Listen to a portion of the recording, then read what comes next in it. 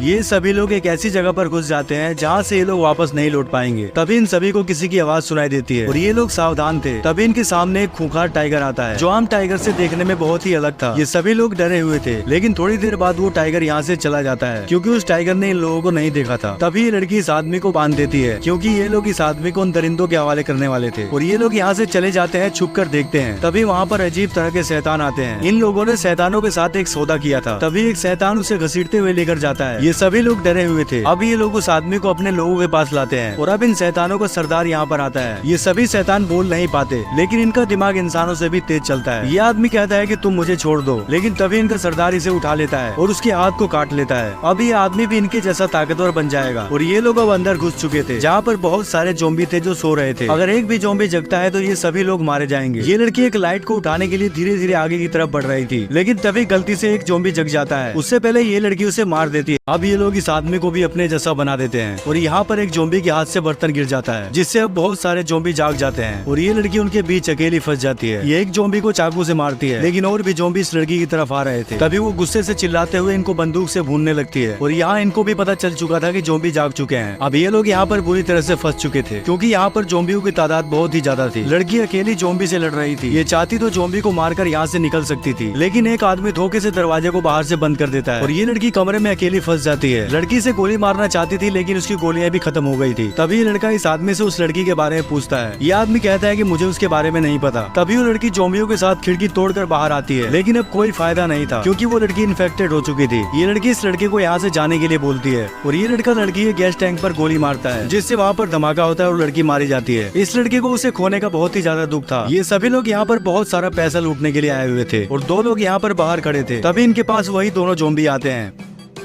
अब ये आदमी उस जोम्बी पर हमला करता है, जिससे उसका शरीर बन जाता है। तभी दूसरा जोम्बी गुस्से से इस पर हमला करता है, लेकिन ये आदमी गोलियां चला रहा था। जोम्बी जोर से चिल्लाता है और उस जोम्बी की आवाज इनका सरदार सुन लेता है। जोम्बी फुर्ती के साथ आगे बढ़ रहा था और उछलकर उस आदमी को पकड़ लेता है। अब ये जोम्बी उस आदमी को मारने ही वाला था, लेकिन तभी दूसरी लड़की उसका भेजा खोल देती है। अब ये लोग उस महिला जोम्बी के पास जाते हैं। आदमी उस जोम्बी के पीछे बैठ जाता है और एक तार से उसका गला रेतने लगता है, जिससे वो जोम्बी जोर जोर से चिल्लाने लगती है और जोम्बियों का सरदार उसकी आवाज को सुन रहा था। आदमी ने इस जोम्बी का गला अलग कर दिया था और इन लोगों ने उन जोम्बियों के साथ एक जंग को छेड़ दिया था। ये आदमी कहता है कि इस सर को दिखाने से कोई भी जोम्बी हम पर हमला नहीं करेगा। लड़की कहती है कि तुमने इसे मारकर सौदे को खत्म कर दिया है और यहाँ पर ये लोग तिजोरी के पास पहुँच चुके थे, लेकिन तिजोरी के पास जाना आसान नहीं था। कुछ लोगों का यहाँ पर कंकाल पड़ा हुआ था जो इसी तिजोरी को खोलने के चक्कर में मारे गए थे। अब यहाँ जोम्बियों का सरदार घोड़े पर सवार होकर आता है। ये उस महिला को मरा हुआ देखकर बहुत ही दुखी होता है। वो कान लगाकर आवाज सुनता है क्योंकि इस महिला जोम्बी के पेट में इसका बच्चा था। अब यहाँ पर इन लोगों ने तिजोरी को खोल लिया था, जो उन पैसों को देखकर बहुत ही ज्यादा खुश थे।